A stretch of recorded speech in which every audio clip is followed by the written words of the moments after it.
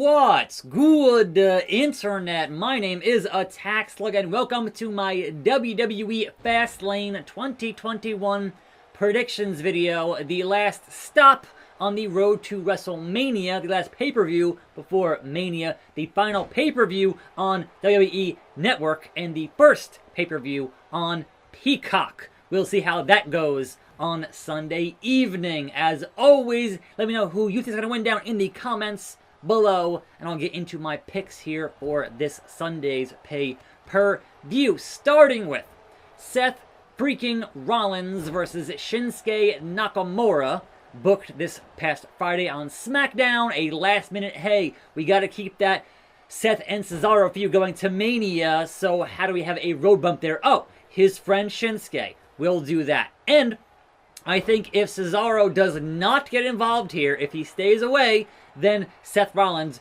beats Nakamura. The only way Nakamura gets any kind of victory here, even in a DQ fashion, is if Cesaro interferes in some way. But in a clean one-on-one match, Seth Rollins all day, day.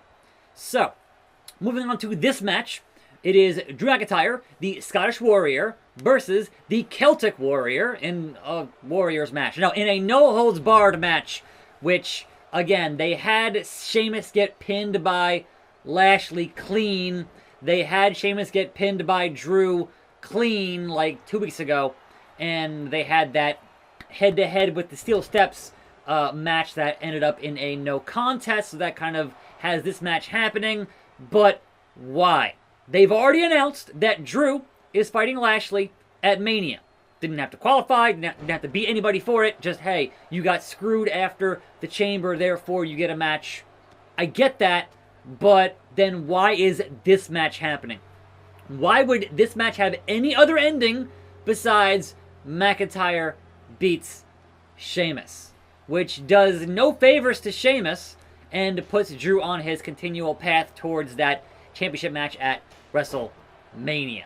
So this one, I would say easily McIntyre. Why would you have him lose this close to Mania? Even if it is no holds barred, which means that you could see some interference from Lashley. So there could be a shocking upset here, but that's the only way that this gets done, because otherwise it is Drew over Sheamus all day, day. Come on now, this close to Mania. So we have the is it happening or is it not happening match. And that is Braun Strowman and Shane McMahon. Because they announced it and it's not currently on WWE.com. Like, it's just gone from their previews. And they didn't mention it on SmackDown. So I guess we assume that somebody at the website screwed up and this match is still happening, maybe. But my prediction is this match is still not going to happen until WrestleMania. Because why would you have a finish here when you could have, at some point at Mania, have Braun throw Shane off the pirate ship? That's the spot. Like, that to me is what's going to happen there. Because why else would you do it? Like, why else would you have Braun and Shane without a spot with that pirate ship or something ridiculous of that nature? And who is here to help out? It is indeed nobody. It was the Bar's theme song. Where is Cesaro? They were the Bar. And then the distraction from the theme song to take out. I mean, it's the holds barred, man. Anything goes. So, if they do indeed have Braun and Shane on this show, my prediction is that no match will happen, or if it does, there'll be a DQ, there'll be a count out, there'll be some shenanigans to further them getting to Braun and Shane at WrestleMania. So, moving on from that, in terms of matches that are announced, but might not happen as they are scheduled to be booked because they don't do this kind of match, we have the Viper, Randy Orton, versus Alexa Bliss. And you know, we're not going to get a proper intergender contest. If we did, it'd be like Sasha and Reginald.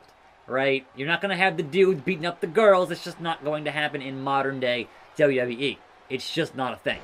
So how do you book Randy Orton and Alexa Bliss? The dude's like, you know, a foot taller and 100 pounds heavier, or whatever it is.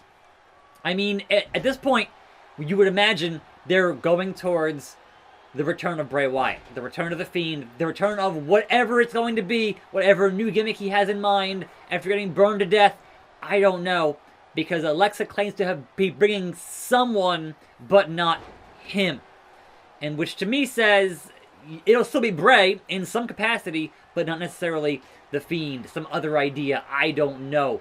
But Bray involved here, supernatural shenanigans involved here, spooky business involved here. I don't know what the deal is going to be, but the winner, I don't even see them needing a winner here. Like, yeah, all right, I guess Alexa wins because of Fiend, but is there going to be an actual match finish or a match period, considering this whole spooky supernatural angle with all involved? I don't know. It's going to be weird. It's going to be weird. That's all I can guarantee. I can guarantee sports entertainment weirdness in this match. So, the women's tag team champions, that is Nia Jax and Shayna Baszler, defend again versus Bianca Belair and Sasha Banks. And Bianca and Sasha, and oh my god, Drew, Bianca and Sasha are fighting at Mania for Sasha's SmackDown Women's title. So again, I don't see them winning those tag team titles here. Like, yeah, you could do that. Like, they've done it in the past with guys who've been tag champs that end up fighting for the main belt. It's happened. I just don't see it happening again here because, of course, Reginald and that whole nonsense. So, yeah, Nia and Shayna retain those tag team titles. Now, moving on to your mid-card men's titles. Because Asuka is still, who knows, and obviously Sasha is going to be in that tag match, so those belts not being defended on this show. But your Intercontinental Champion, Big E, faces off against Apollo on this show. And I still see no reason for Big E to lose this title. It should be an awesome contest. It should be a great match between these two. But I just don't see Big E losing that belt even after the Apollo gimmick change. I just don't see it happening. Also, the U.S. title, the U.S. champion, Matt Riddle, facing off against Ali, as announced like this morning. And again, I don't see Riddle losing that U.S. title at this juncture, at this point in his, like, he just won that belt. I don't see him losing it just yet against Ali, even with Retribution lurking at ringside. I'm just not seeing that be a possibility at the moment. Now, it looks like Lashley not going to be on this show anywhere, not defending, like rest of the Hurt Business, who knows, which means, indeed, the main event will be Roman Reigns, your reigning, defending, head of the table Universal Champion, going up against Daniel Bryan for that title, and special guest enforcer. It's not Chuck Norris, no, it's Edge. And what does that bode for this match? I don't think much of anything, because Edge wants to fight Roman. So whether or not this is a clean victory or clean pinfall, I think Roman Reigns still walks out of Fastlane as the reigning, defending, undisputed Universal Champion over Daniel Bryan. This is a roadblock on the road to WrestleMania. They've already booked that main event. It's already going to be Roman and Edge. Now, you could argue, oh, well, what if you made that Mania match a triple threat match? What if that's going to be the goal here? Because you already have a one-on-one for your other belt, which is Lashley and McIntyre. Then why not do a SmackDown triple threat? But I think that WWE wants to have that spear versus spear, that Edge versus Roman, and I think the only way Daniel Bryan sneaks in there is some kind of an injury between now and Mania for Edge. So anytime that Edge steps in the ring between now and Mania, it's a risk. He's old. He could get hurt. I don't think he will, but it's wrestling. It's unpredictable. You never know what's going to happen. Avoid the Claymore if you can, and Sheamus did. So those are my Fastlane predictions for 2021. Let me know what you think in the comments below, and I hope it all works and is functional on Peacock this Sunday. I'm Attack Slug. Thanks for watching. More videos right here. I'll see you next time, and I'm out.